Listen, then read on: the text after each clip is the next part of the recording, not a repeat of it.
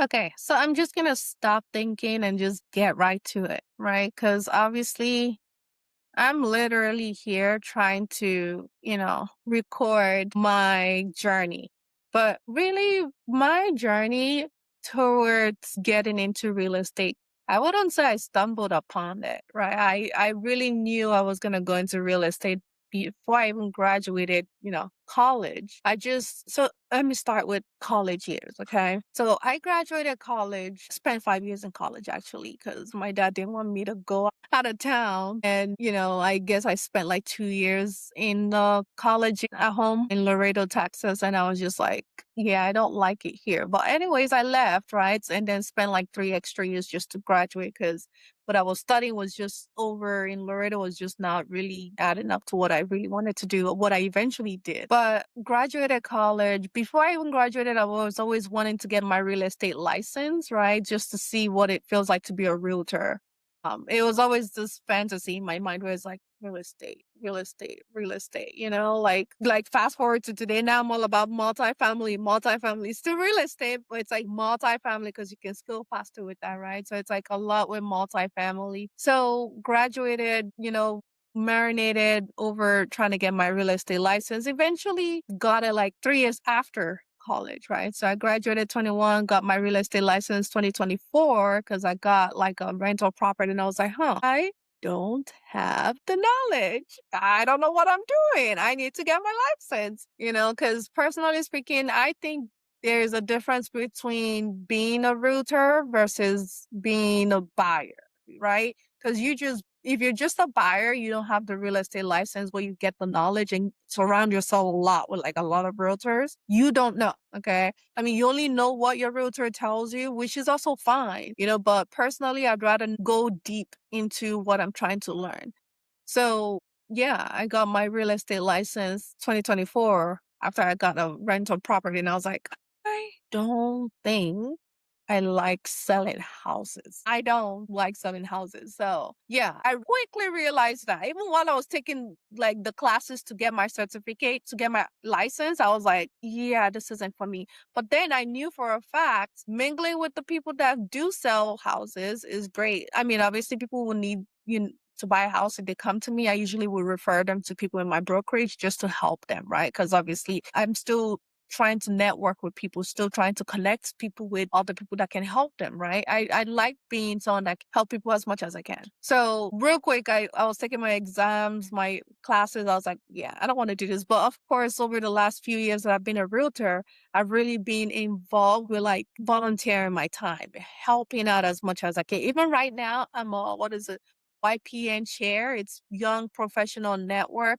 I'm the chair for 2026 at SABOR, right? San Antonio Board of Realtors. So, like I said, I've really just immersed myself in the community of being a realtor, realtors and helping as much as I can, bringing value as much as I can. Obviously, outside of everything real estate that I'm talking about here, I'm also a financial advisor. You want to talk about money? We can talk for days, okay? You want to talk about budgeting your money? We can talk for days, right? Seriously, I'm all about the numbers. If you like, so I educate people financially, literally help them get their retirement plans in place, right? So if that you're listening, right, you need a financial advisor, you need someone that can help you get your retirement plans in place, especially as an entrepreneur. Because guess what? If you're an employee, you do get, 401k, IRA, whatever it is they offer you, right, at your job. But as an entrepreneur, you don't get that. So you don't get a 401k unless you go set something up with like a firm like, Edward Jones or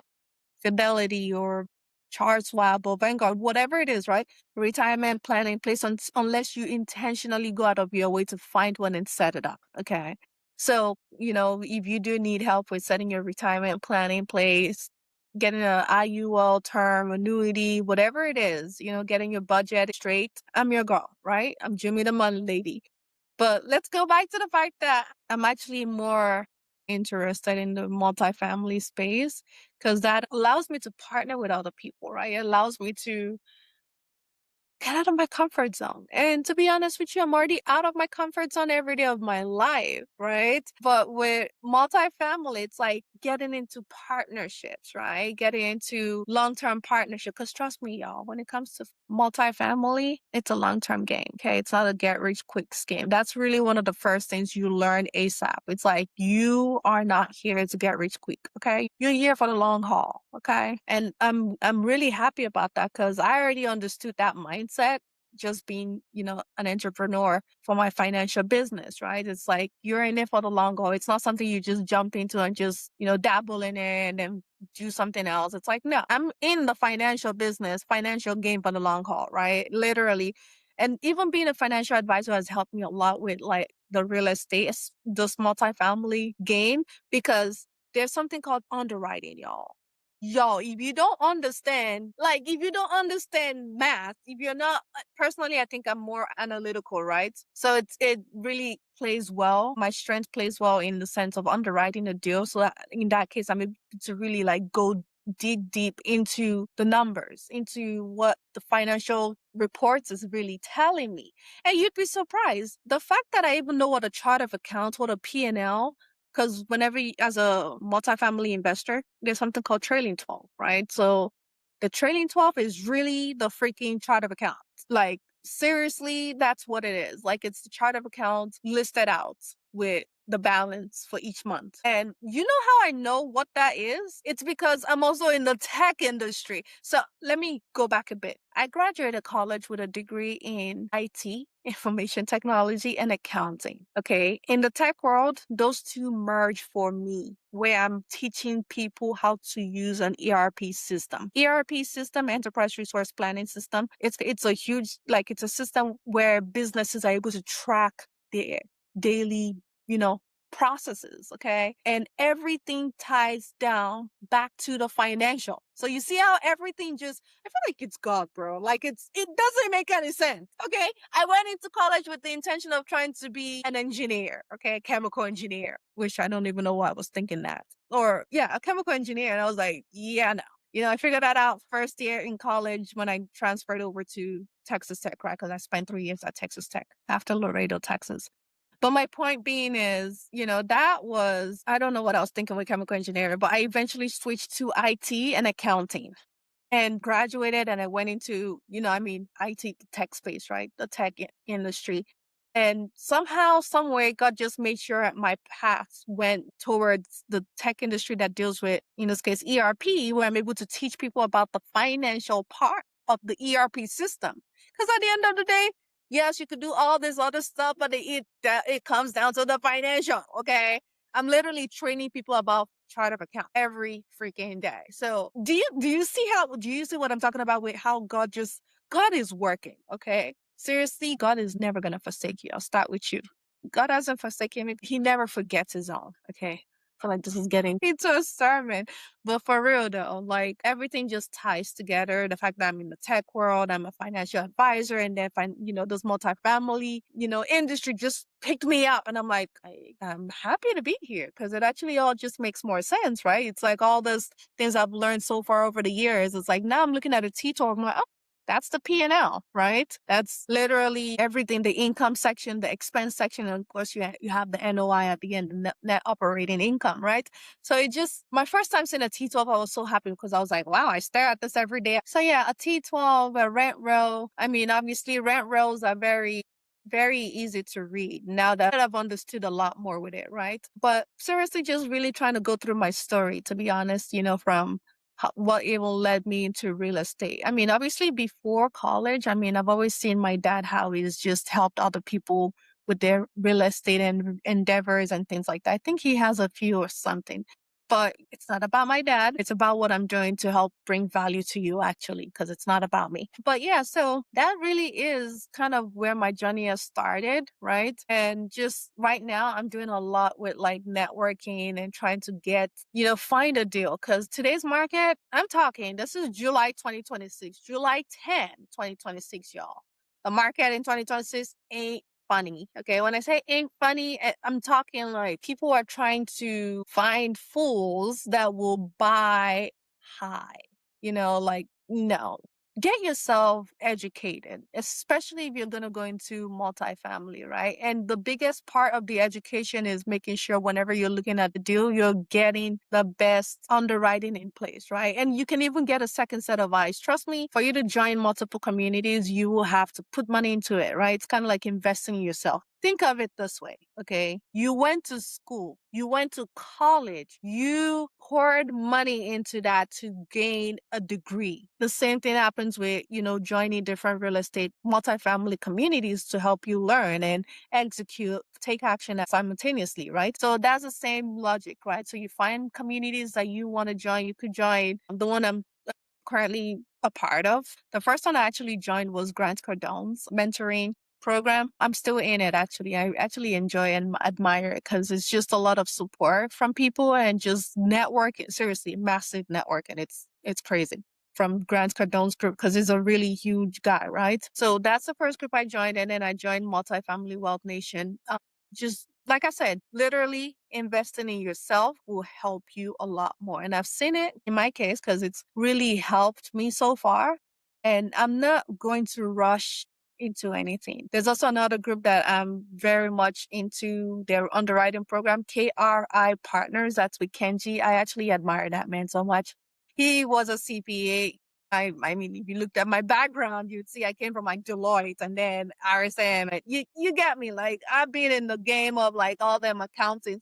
I mean, I have a bachelor's in accounting, so hence why I'm in love with this man. Whenever he teaches in his underwriting course, it makes so much sense, right? It's so clear that it's just, there's no way you don't get it, right? So continue with my point being, you need to invest in yourself if you're going to come into the space, right? And of course, even get out of your comfort zone to get into the, capital raising mindset. Because obviously when you do become a partner, GP, general partner on a deal, right? You're going to have to capital raise. You're going to have to call all those people you've been networking with and be like, hey, I found a deal. It's a great deal. This is the IRR, the equity multiple, the whatever it is, like you show them. And of course, they can see the value in it. They will obviously want to invest. Okay. So yeah, invest in yourself because trust me, that will pay in the long run.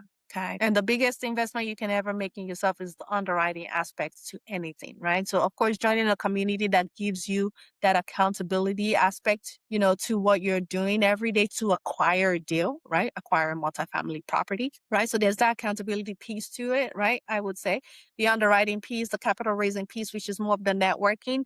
Okay. And with all of this, you need to understand the inner workings of a deal. Okay. Because at the end of the day, when you purchase and acquire that property, it's yours to manage. Okay. No one's going to do it for you. So obviously you would need a property manager. You can then become the asset manager yourself to manage the property managers, right? So there are multiple avenues, multiple ways to go about it. Some people even go straight to just fund management. They just do that and that's it only. I mean, to be honest, that's really one of the paths I would want to go later. So, but right now I'm just trying to focus more on just learning and networking to make sure when I do find a great deal, I can partner easily with people, right? So this is really my story, right? I'm going to try to do this monthly. I'm not going to say weekly. I'm not going to say bi-weekly because like I said, I'm trying to find a deal. Okay. That alone, that in itself takes time. Okay. Seriously. It's like you got to find a deal. You got to underwrite it. You got to get other people's eyes on it. Make sure it makes sense to me. Make sure it makes sense to the other people involved that I'm showing it to. If it doesn't, throw it out the window, move on, right? It's just that simple. And trust me, it's just going to take time of finding the right deal. Okay. But yes, I'm going to be doing this or try to do this at least once a month. And of course, doing it with all guests, right? Specifically capital raisers, which are mostly GPs, right? Because if you know how to capital raise on a deal, you're mostly probably a GP. I mean, I wouldn't speak for everyone that's going to be in the show, but one of the major points of this show, y'all, is to bring value to you guys, right? And obviously the name of the show, From Dreams to Deals, that's the name of the show. So really, really, really excited, to see other people's story, right? From their dreams to the deals, right? I mean, obviously this is also kind of documenting my journey, just, also learning because at the end of the day, I'm bringing you guys value. I'm also bringing value to myself because we're all learning from each other. Okay. But yeah, so that is pretty much it. This has been great. I really hope that made a lot of sense to you guys, but I needed to just do this first introduction video just to kind of talk about my journey, how I even came across, this whole path of multifamily. And trust me, y'all, multifamily for the win, multifamily for the long haul. I'm gonna be doing multifamily forever and ever. I mean, obviously, still educating people financially because obviously they all tie back to the financial. Okay, everything ties back to the financial. Literally, everything ties back to retirement, wealth planning, legacy planning. Everything ties back to financial. But then the core of everything for me is God. Jesus Christ, okay? Jesus Christ is the core. Like, that's the core of everything for me. So, yeah. Well, anyways, that is pretty much it about me. Obviously, I can't literally tell you my life story in 20 minutes, right? There's more to every human being that you can even know or hear or learn about, right? So it's just, in my case, this is more of the segment like from dreams to do's. Okay, well, that's it for now. Have a blessed one, okay, y'all? Bye.